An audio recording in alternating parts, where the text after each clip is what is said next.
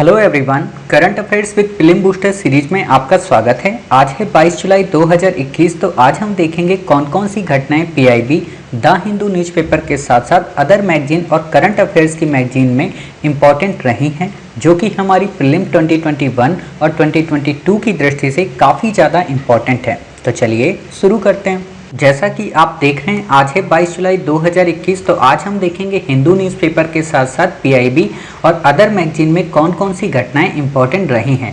जो हमारा पहला आर्टिकल है काफ़ी इंपॉर्टेंट है लोकपाल को लेकर।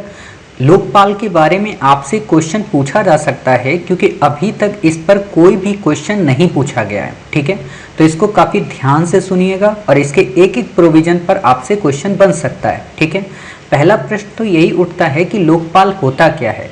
लोकपाल वास्तव में एक प्राधिकरण है। कहने का मतलब एक अथॉरिटी है, एक बॉडी है जो क्या काम करती है, जो भ्रष्टाचार को रोकने का काम करती है। ठीक है, यानी कि एक प्रकार का अधिकारी होता है, एक प्रकार की संस्था होती है जो ये देखती है कि वो लोग भ्रष्टाचार में संलिप्त हैं कि नहीं हैं।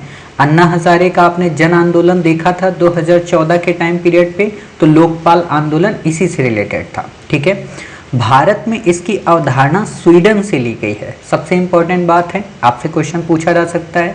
दूसरी जो खास बात है वो ये कि मार्च 2019 में अध्यक्ष और सदस्यों की नियुक्ति के साथ ये अस्तित्व में आया, यानी कि 2019 से पहले लोकपाल भारत में नहीं था।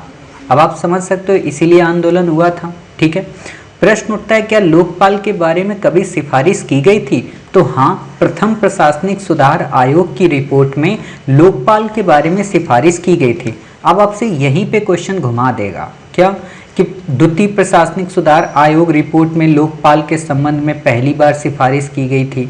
और आपको इसलिए याद रहेगा क्योंकि आप हमेशा सेकेंड एआरसी रिपोर्ट को जरूर पढ़ते हैं, लेकिन आपने फर्स्ट एआरसी रिपोर्ट के बारे में कभी नहीं सुना था। ठीक है, तो आप समझ गए एआरसी का मतलब ये होता है एडमिनिस्ट्रेटिव रिपोर्ट कमीशन। ठीक है, यहाँ पे क्या है नोट, भ्रष्टाचार के मामलों में लोकपाल के अधिकार क्षेत्र के अंतर्गत कौन कौन आता है? तो सभी संसद सदस्य आते हैं और केंद्र सरकार के कर्मचारी आते हैं। अब आप हमें कमेंट बॉक्स में बताइए, क्या लोकपाल के अंतर्गत पीएम आते हैं, यानी कि देश के प्राइम मिनिस्टर आते हैं या नहीं आते? ठीक है, आप इसे बताइए। और दूसरा एक क्वेश्चन और बता दीजिए, हालांकि हम आगे आपको क्लियर कर देंगे कि क्या चीफ जस्टिस ऑफ इंडिया इसके अंतर्गत आते हैं। और अगर इसके अंतर्गत नहीं आते हैं तो अभी विगत 2 से 3 वर्षों में एक अमेंडमेंट हुआ था जिसके अंतर्गत सीजीआई को लाया गया है। किस में लाया गया? क्या लोकपाल में लाया गया या आरटीआई के दायरे में लाया गया? ठीक है, तो आप इन दोनों में से एक कमेंट ये भी बताएंगे।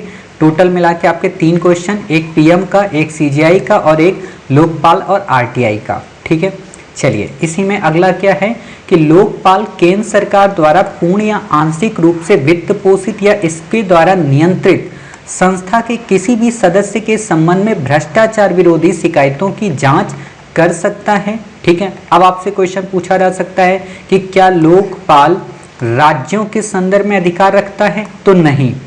क्यों? क्योंकि लोकपाल जैसा केंद्र के लिए है ना, वैसा ही राज्यों के लिए लोकायुक्त है। समझ रहे? लोकायुक्त। और एक बात आपको बता दें, लोकायुक्त की नियुक्ति बहुत पहले से हो चुकी है। कई सारे ऐसे स्टेट हैं जिन्होंने लोकायुक्त की नियुक्ति कर रखी है। ठीक है, आपसे हमने एमसीक्यू भी पूछा था। आप कमेंट बॉक्स में ये भी बताएंगे कि वो पहला कौन सा राज्य था जहां पे लोकायुक्त की नियुक्ति की गई। ठीक है, पहला कौन सा राज्य है आप बताइएगा। ठीक है, देखते हैं आप हमारे एमसीक्यू को कितना याद रखते हैं। क्लियर? वर्तमान में पिनाकी चंद्र घोष जो हैं वो लोकपाल के अध्यक्ष हैं। आपसे नहीं पूछेगा, बट याद होना चाहिए कि हाँ पिनाकी चंद्र घोष हैं। ठीक है, इंपॉर्टेंट क्या है, भारत भ्रष्टाचार के खिलाफ संयुक्त राष्ट्र कन्वेंशन का एक हस्ताक्षर करता है। यानी कि यूएन में जो भ्रष्टाचार विरोधी एक कन्वेंशन हुई है, उस कन्वेंशन को भारत ने साइन किया है, इसलिए कि भारत भ्रष्टाचार के खिलाफ की लड़ाई में साथ है पूरे विश्व के। ठीक है, अब प्रश्न उठता है लोकपाल है क्या? बॉडी टोटल देख लेते हैं। तो लोकपाल एक बहुसदस्यीय निकाय है, यानी कि इसमें कई सारे सदस्य होते हैं। कई का मतलब कितने? एक अध्यक्ष और अधिकतम 8 सदस्य, यानी कि टोटल अगर हम बात करें तो इसमें कितने मेंबर? 9 मेंबर। ठीक है, तो आपसे क्वेश्चन पूछा जा सकता है इनकी नियुक्ति कैसे होती है, तो इनकी नियुक्ति वास्तव में एक समिति के द्वारा होती है जिसे चयन समिति कहते हैं। ये चयन समिति क्या करती है, काफ़ी सारे नाम को सजेस्ट करती है, और जब ये चयन समिति कई सारे सजेशंस नाम को करती है तो इसके बाद एक और समिति होती है, वो उनमें से किसी एक को वोटिंग के माध्यम से चुन लेती है। ठीक है, हमें उतने प्रोसेस पे नहीं जाना है, बट हमें यहाँ पे चयन समिति के बारे में जाना है। ठीक है, तो चयन समिति में कौन कौन शामिल होता है, आपसे क्वेश्चन पूछा जा सकता है, ये कौन नहीं शामिल होता है, तो आप बता देंगे साहब प्राइम मिनिस्टर शामिल होते हैं जो कि इस चयन समिति के अध्यक्ष होते हैं, लोकसभा अध्यक्ष होते हैं, लोकसभा में विपक्ष के नेता होते हैं, भारत का मुख्य न्यायाधीश या उसके द्वारा नामित कोई एक न्यायाधीश। इसके बाद आता है यहाँ पे एक पांचवा एक प्रख्यात न्यायाधीश। ठीक है, यानी कि ये 5 मेंबर टोटल हैं। इन 5 मेंबर में अगर ये 3 कोई भी, चाहे भारत का मुख्य न्यायाधीश या प्रख्यात न्यायाधीश, ये 3 एक तरफ हो जाते हैं तो इन 2 की भूमिका या किसी अन्य 2 की भूमिका नगण्य हो जाती है। ठीक है, तो टोटल 5 है। क्लियर। अब बात आती है लोकपाल को न्यायपालिका से दूर रखा गया है, अर्थात न्यायपालिका अधिकार क्षेत्र में नहीं आती। इंपॉर्टेंट बात है ये, आपसे सिंपल सा क्वेश्चन पूछा जाएगा कि लोकपाल के अंतर्गत कौन कौन आता है, कौन कौन नहीं आता है, तो आप कहेंगे कि साहब इसमें न्यायपालिका को शामिल नहीं किया गया है। ठीक है, अब आप हमारे क्वेश्चन को समझ गए, जो हमने पहले आपसे क्वेश्चन पूछा था, मे भी हो सकता है अब आप आंसर सही से दे पाएंगे। ठीक है, अब बात आती है लोकपाल को कोई संवैधानिक सुरक्षा नहीं दी गई, मतलब ये कॉन्स्टिट्यूशनल बॉडी का इसे दर्जा नहीं दिया गया। लोकपाल के खिलाफ अपील करने हेतु तो पर्याप्त प्रोविजन नहीं है, मतलब लोकपाल ने अगर किसी भी व्यक्ति को कह दिया ये भ्रष्टाचार में लिप्त नहीं है तो उसके खिलाफ आप अपील नहीं कर सकते। ठीक है, और एक और बात कि भ्रष्टाचार के खिलाफ उल्लिखित जो आरोप हैं वो लगाने के दिन से 7 वर्ष की अवधि के बाद शिकायत दर्ज नहीं की जा सकती। मतलब आपने किसी पर भ्रष्टाचार का आरोप लगाया, ठीक है, और उस आरोप को लगाने के बाद से 7 वर्ष तक आपने कोई ध्यान ही नहीं दिया, तो उसके बाद आप नहीं कह सकते कि वो फलाने व्यक्ति को आप जेल में क्यों नहीं डाल रहे हो, या कहें कि 7 वर्ष बाद आप उसके खिलाफ कंप्लेन करने नहीं जा सकते, लोकपाल आपकी बात नहीं सुनेगा। ठीक है, तो इतनी सारी बातें हम समझ गए। आपसे काफ़ी इंपॉर्टेंट आर्टिकल है, पूछा जा सकता है। अगला हमारा आर्टिकल है कापू समुदाय। आपसे बिल्कुल क्वेश्चन नहीं पूछेगा, अगर आएगा तो एक ही लाइन में आपसे पूछेगा कि कापू समुदाय कहाँ का है। क्या ये अरुणाचल प्रदेश का है, क्या ये सिक्किम का है, मिजोरम का है, मणिपुर का है, तो आप कहेंगे नहीं साहब ये आंध्र प्रदेश और तेलंगाना क्षेत्र का है। ठीक है, कृषि प्रधान समुदाय है, इससे ज़्यादा आपसे नहीं पूछेगा। अब बात आती है ओबीसी के बारे में। आप हमेशा ओबीसी के बारे में सुनते हैं, अन्य पिछड़ा वर्ग आयोग। तो ये होता क्या है, ये वास्तव में उन लोगों को ओबीसी का दर्जा दिया जाता है जो शैक्षिक व सामाजिक रूप से वंचित समुदाय हैं। ध्यान देना, यहाँ पे शैक्षिक और सामाजिक क्राइटेरिया दिया गया है, इसमें इकोनॉमिक क्राइटेरिया नहीं दिया गया है कि ओबीसी के वर्ग अगर आर्थिक रूप से पिछड़े हैं तो हम उन्हें आरक्षण देंगे। ठीक है, तो ओबीसी में इकोनॉमी को नहीं ध्यान में रखा गया है, एजुकेशनल और सोशल लाइफ के बारे में है। ठीक, अब एक और बात ध्यान रखना कि ईडब्ल्यूएस जो आया है, इकोनॉमिक वीकर सेक्शन जो अमेंडमेंट हुआ है, ये 103वें संविधान संशोधन के अंतर्गत हुआ है। ठीक है, केंद्र व राज्य दोनों को ईडब्ल्यूएस के अंतर्गत लाया जाता है। ऐसा नहीं कि केंद्र के लोगों को ही इकोनॉमिक वीकर सेक्शन की बात की जाती है। अब यहाँ ध्यान देना, ये किन के लिए, जनरल कैटेगरी के लोगों के लिए। ठीक है, अब 2-3 क्वेश्चन आप और बता दीजिए फटाक से। 99 जो अमेंडमेंट है वो एनजेएसी के समाप्ति से है। ठीक है, 100 जो अमेंडमेंट है वो बांग्लादेश को क्षेत्र देने और लेने से है। 100 जो 1 है वो जीएसटी से है। 100 जो 2 है वो किससे है, राष्ट्रीय पिछड़ा वर्ग आयोग से। और 103 आपको अच्छे से पता है, यूपीएससी ऐसे भी क्वेश्चन अब की बार पूछी है, तो मे भी हो सकता है आपसे 100 पे, 101 पे, 102 पे, 103 पे क्वेश्चन पूछा जा सकता है। ठीक है, 97वें संविधान संशोधन चर्चा में क्यों है, क्योंकि हुआ क्या, हाल ही में सुप्रीम कोर्ट ने इसमें कई सारे प्रोविजन को रद्द कर दिया है। तो आपसे क्वेश्चन पूछा जा सकता है कि 97वें संविधान संशोधन किससे संबंधित है, सहकारी समितियों से। अब प्रश्न उठता है सहकारी समितियों का जो प्रोविजन है क्या केवल फंडामेंटल राइट में है या केवल डीपीएसपी में, डायरेक्टिव प्रिंसिपल यानी कि नीति निर्देशक तत्वों में, या मूल अधिकार में। तो इन दोनों में इसका प्रोविजन किया गया है। ठीक है, तो आपको ये बातें याद रखनी है। अगला हमारा जो आर्टिकल है वो रिपोर्ट है। वास्तव में ये रिपोर्ट आपकी प्रीलिम की दृष्टि से तो इम्पॉर्टेंट नहीं है, बट मेंस की दृष्टि से काफ़ी ज़्यादा इम्पॉर्टेंट है। तो जब मेंस हम आपको 12 अक्टूबर से कराएंगे तब वहाँ पे हम इसे कवर कराएंगे, ठीक है। तो रिपोर्ट क्या है? India inequality report. इसे ऑक्सफोम इंडिया के द्वारा जारी किया जाता है। ऑक्सफोम वास्तव में एक संस्थान है इंग्लैंड का, ठीक है, ब्रिटेन का कह सकते हैं, तो उसके द्वारा इसे जारी किया गया है, ठीक।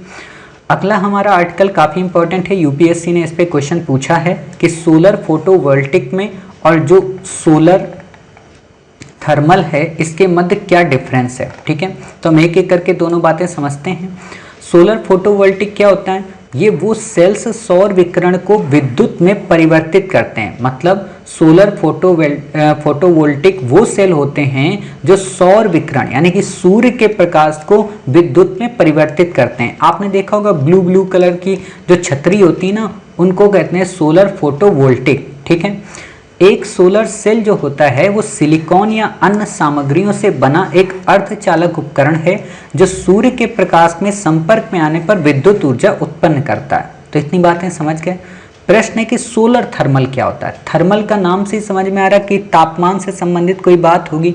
तो ये क्या करता है? इसे कंस्ट्रक्टिंग सोलर पावर सिस्टम के रूप में जाना जाता है, ठीक है। विद्युत उत्पादन हेतु थर्मल रूट का उपयोग कर उच्च तापमान ऊर्जा स्रोत के रूप में संकेंद्रित सौर विकिरण का क्या करता है? उपयोग करता है। अब यहाँ पे ध्यान देना, दोनों में डिफरेंस क्या हुआ?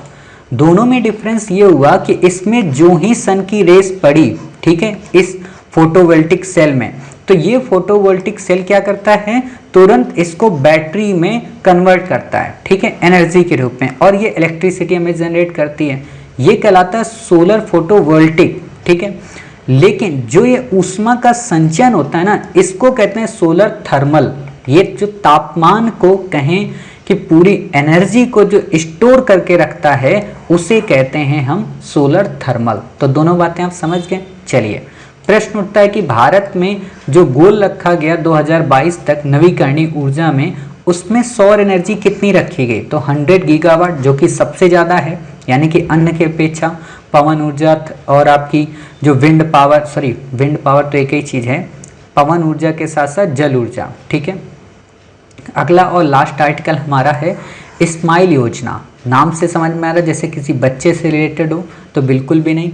स्माइल योजना क्या है? भिखारियों एवं ट्रांसजेंडरों के लिए मौजूदा योजनाओं के विलय के बाद ये एक नई योजना है। यानी कि भिखारियों और ट्रांसजेंडरों के लिए जितनी भी अभी तक योजनाएं चल रही थी उन सबको समाप्त करके एक ये योजना नई बनाई गई है। यानी यह कहें कि उन सभी योजनाओं को इसमें मिक्स कर दिया गया, ठीक है। ये योजना क्या करती है? ये योजना राज्य और संघ राज्य क्षेत्र सरकारों और शहरी स्थानीय निकायों के पास उपलब्ध जो भी शेल्टर होम थे, या कहें कि जो भी आश्रय गृह हैं, के उपयोग के लिए भिक्षावृत्ति में लगे जो भी पर्सन हैं, यानी कि जितने भी भिखारी हैं, उनका पुनर्वास सुनिश्चित करेगी। मोटे तौर पर अगर हम ये कहें कि जो भी भिखारी रोड में भिक्षा मांगते हैं तो उनको सरकार आश्रय गृह प्रोवाइड करेगी ताकि ये रात में सो सकें, अपनी जीविकोपार्जन कर सकें। किस मिनिस्ट्री के अंतर्गत? सामाजिक न्याय एवं अधिकारिता मंत्रालय के अंतर्गत, ठीक है। अब कुछ आंकड़ा है वो आपसे पूछेगा नहीं, बट वो इंटरेस्टिंग के लिए है थोड़ा, कि देश में 2011 की जनगणना के अनुसार 4,13,670 भिखारी थे। पश्चिम बंगाल राज्य में सबसे ज़्यादा भिखारी हैं, उत्तर प्रदेश में उसके बाद, और बिहार में तीसरे नंबर पर। केंद्र शासित प्रदेश की अगर हम बात करें तो नई दिल्ली में सबसे ज़्यादा भिखारी देखने को मिलते हैं, ठीक है। तो इस तरीके से आज की हमारी करंट अफेयर्स की घटनाएं कंप्लीट हुई। मिलते हैं अपने नेक्स्ट 23 जुलाई के करंट अफेयर्स में कुछ इंपॉर्टेंट घटनाओं के साथ। तब तक अपना ख्याल रखिए और स्वस्थ रहिए। एक बात और आपको पता होना चाहिए कि इस current affairs with prelim booster series के साथ साथ हमारी एक और दूसरी सीरीज है प्रीलिम बूस्टर टुडे, जिसमें हम कई सारे टॉपिक को इंडिपेंडेंट रूप से डिस्कस करते हैं। हमने ऑलरेडी उसमें एक्सटर्नल बेंचमार्क के बारे में और निर्वाचन आयोग के बारे में काफ़ी अच्छे से डिस्कस किया है। उम्मीद है आप YouTube पर उसकी प्लेलिस्ट को देखेंगे और साथ ही आप हमारे टेलीग्राम चैनल से उनकी PDF भी प्राप्त कर सकते हैं, ठीक है। तो मिलते हैं कल कुछ नए आर्टिकल के साथ। तब तक अपना ख्याल रखिए और स्वस्थ रहिए।